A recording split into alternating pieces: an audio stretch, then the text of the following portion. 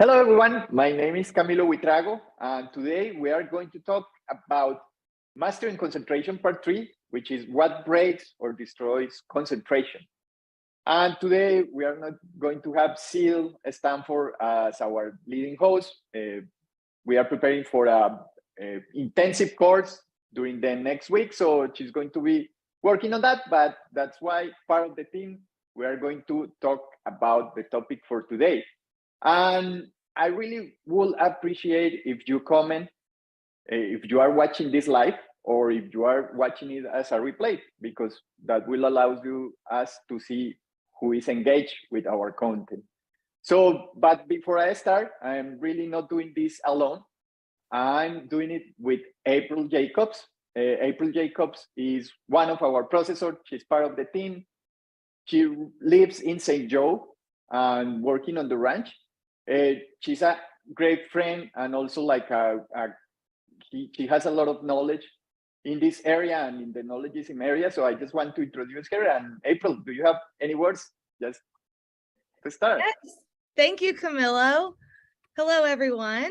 And we are excited to talk about this topic today. Can definitely relate to many of these things that we'll be talking about. So I'm looking forward to sharing that knowledge with you. Thank you. Thank you very much, April. So yes, like what we are going to be covered today, as important as it is to have concentration, and we have been talking about during the last 2 weeks, there is also very important to notice when you break concentration. So when that happens, normally that happens in different situations, but we are going to cover like 2 specific aspects when that happens, but something that is very important to notice is where you are putting your focus.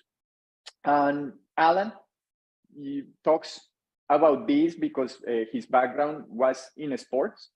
So he was like a professional player. So he really, many of the things that you see in his technology are connected also to concentration and be able to be a champion in your sport, but you can also put that in many different areas that you want to become a master. So one of the things that he mentions is that the difference between focusing inwards and focusing outwards.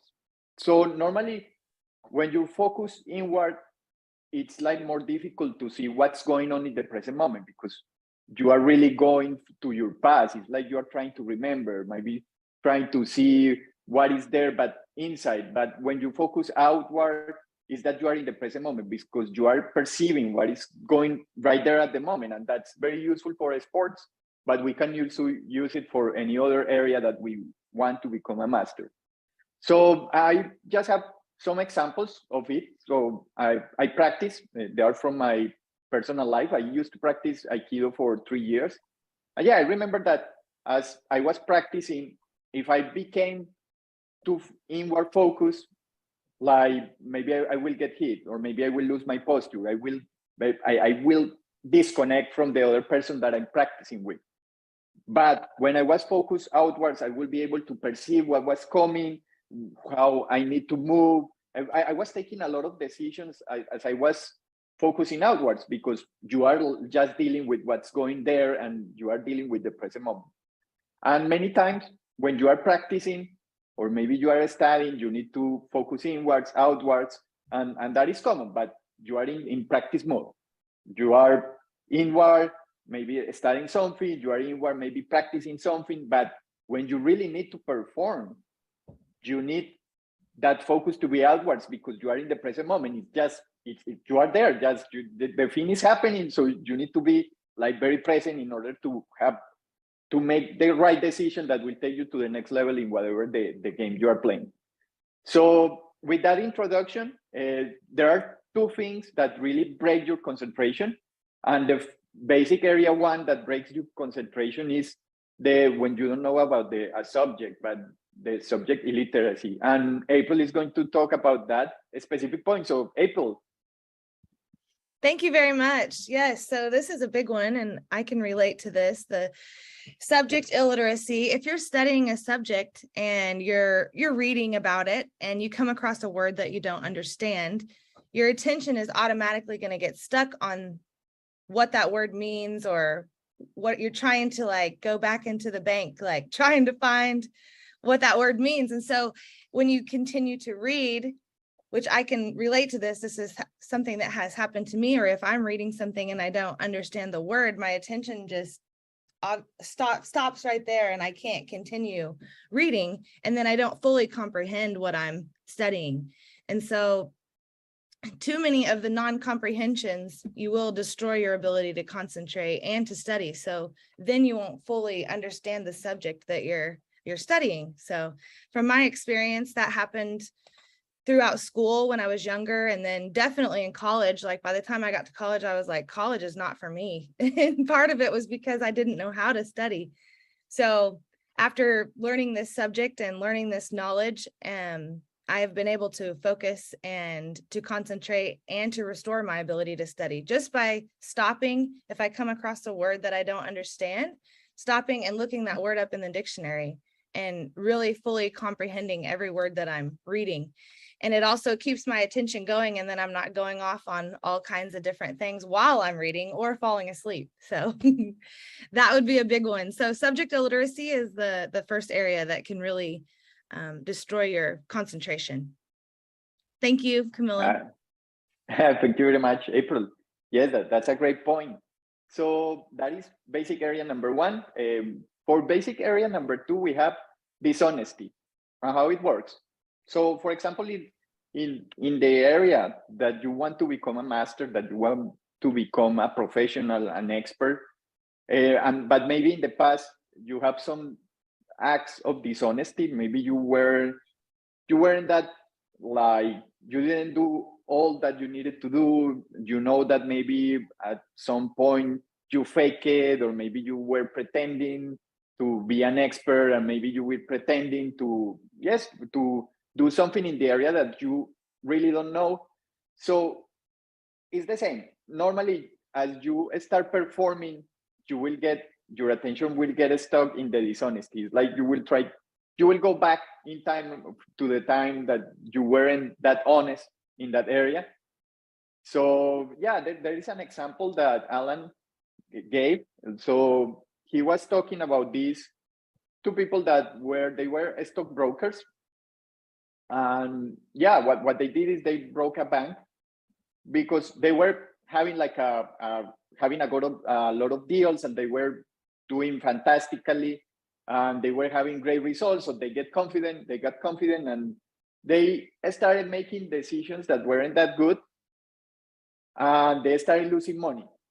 But they couldn't, they could have like finished making losses and just decided to, okay, that's it, we are not losing anymore. But no, what happened with them is that they decided to, oh no, we are going to keep on this, we are going to keep investing in this bad situation.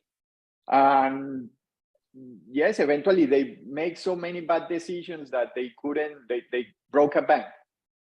So what happened there is that when they asked them, okay, why you just didn't exit that bad decision, that bad investment? And what they say, okay, we didn't want to lose face, and yeah, like we weren't prepared like to face the truth. So as they became dishonest, they certainly were in the past. They weren't able to confront what was happening in the present, which is what concentration is about, is being in the present, being able to notice what is going on right now so you can take decisions right there. No, they just have a good decision, they made a bad decision, and they just got stuck in the bad decision. So dishonesty is the basic area too that will break concentration. So we talk about subject illiteracy. Also, we talk about dishonesty, and we also talk about the being focused inward and focused outwards. So anything else that you want to add before we finish this, April? Yeah, so one other thing that came to view was if you're not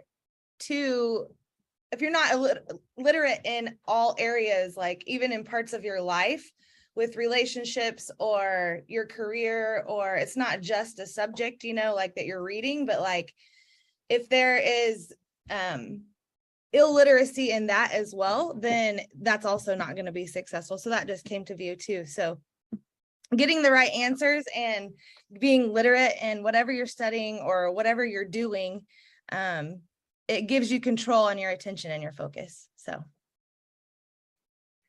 thank you and very also much. being honest. So yeah.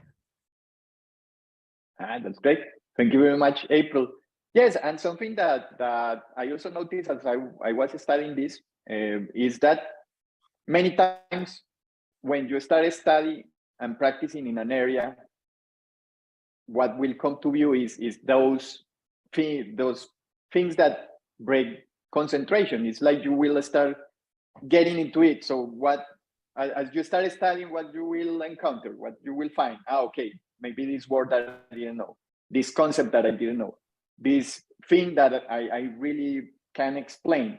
So as you start practicing in an area, you start getting into it, you will get like on your face, you will have all those things that really are not allowing you to concentrate that area. So as you study and practice, you will be able also to handle them.